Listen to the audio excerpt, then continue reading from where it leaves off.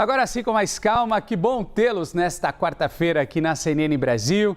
Bom dia para vocês, uma boa quarta-feira. Tá chegando agora, bem-vindo e bem-vindo, tá? E bem-vinda. A gente começa te contando nessa edição do Novo Dia, falando sobre a guerra no Oriente Médio, um assunto que a gente está atento sempre, né? Estados Unidos e Irã trocaram novos ataques, mais ataques em meio ao frágil cessar-fogo. O presidente americano, Donald Trump, chamou os iranianos de pessoas más e disse que o acordo provisório para encerrar a guerra terminou, acabou.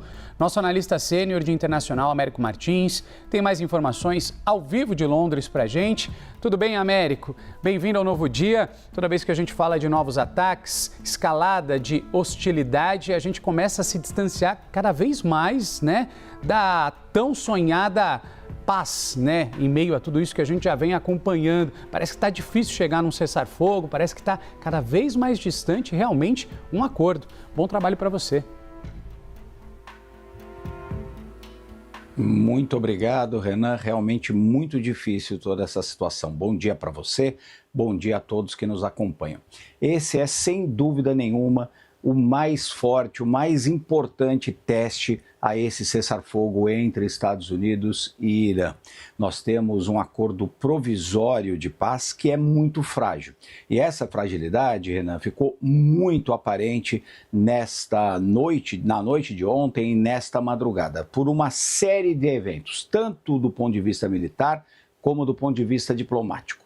Do ponto de vista militar, os iranianos atingiram pelo menos 3 barcos, 3 embarcações, inclusive petroleiros, que tentavam passar pelo Estreito de Hormuz. Aparentemente, esses ataques que aconteceram ontem foram feitos pelo Irã porque essas embarcações estavam passando por uma rota que não era autorizada pelo Irã. O Irã tem insistido para que todos os navios passem por uma rota pré-estabelecida dentro do Estreito de Hormuz, sob o controle do Irã. Essas 3 embarcações aparentemente não estavam nessa rota, foram atingidas pelos iranianos. Pelo menos essa é a alegação do governo do Irã. A resposta dos Estados Unidos foi forte e foi imediata. Eles atacaram mais de 80 alvos iranianos, inclusive várias embarcações militares do Irã que estavam nas proximidades do Estreito de Hormuz. Segundo o governo americano, essa retaliação era para impedir novos ataques do Irã contra petroleiros que quisessem passar pelo Estreito de Hormuz. O problema é que o Irã aí resolveu retaliar esses ataques americanos e atacou outros países no Oriente Médio, o Bahrein e o Kuwait. Foram ataques contra bases militares dos Estados Unidos, de onde teriam partido pelo menos parte dos ataques contra essas embarcações iranianas e esses postos da Guarda Revolucionária do Irã nas margens do Golfo Pérsico. Com isso, os Estados Unidos também retiraram ali uma autorização que havia para o Irã exportar petróleo. Então a gente teve medidas que começaram a ir além desses ataques pesados envolvendo outros países, muito parecido com aqueles que a gente via no auge da guerra entre Estados Unidos e Irã.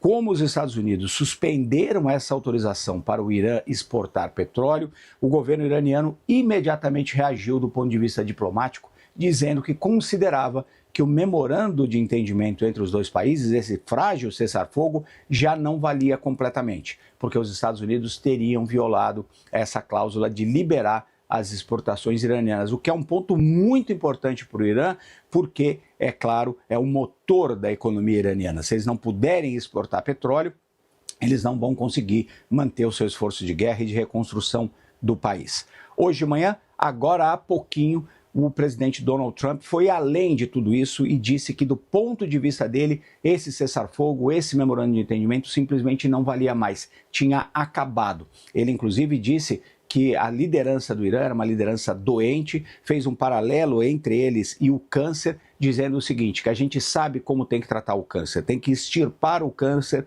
logo no começo do tratamento. E é isso que ele sugere fazer mais uma vez com relação à liderança iraniana. Então, Renan, nós temos ataques pesados dos dois lados, envolvendo terceiros países e uma retórica muito preocupante dos dois lados de que pelo menos parte do acordo de paz não valeria mais. Agora, isso significa que vamos voltar imediatamente à guerra aberta entre os dois? Não necessariamente, porque não interessa nem aos Estados Unidos nem ao Irã começarem novamente um conflito na mesma ordem que tinham antes. De qualquer forma, é um teste muito forte, muito grande, muito importante a esse cessar-fogo.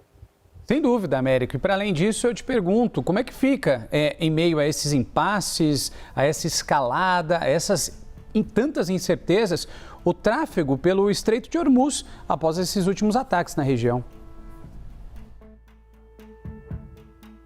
Excelente pergunta, Renan, porque isso tem um impacto direto na economia, tem um impacto direto no preço do petróleo.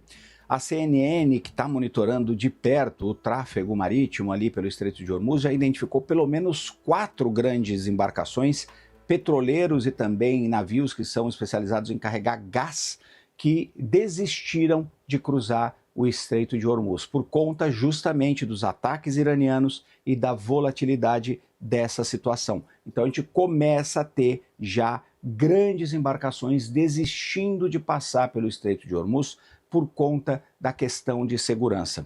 Desde o início desse cessar-fogo, a gente viu um número crescente de navios passando pelo Estreito de Hormuz, ainda muito longe dos níveis pré-guerra, que eram cerca de 130 navios que passavam por esse importante ponto marítimo. Nós chegamos a observar ali cerca de 50 embarcações passando nos melhores dias pelo estreito. E agora a gente começa a ver os navios desistindo de passar por lá por conta da questão de segurança. Aonde isso bate?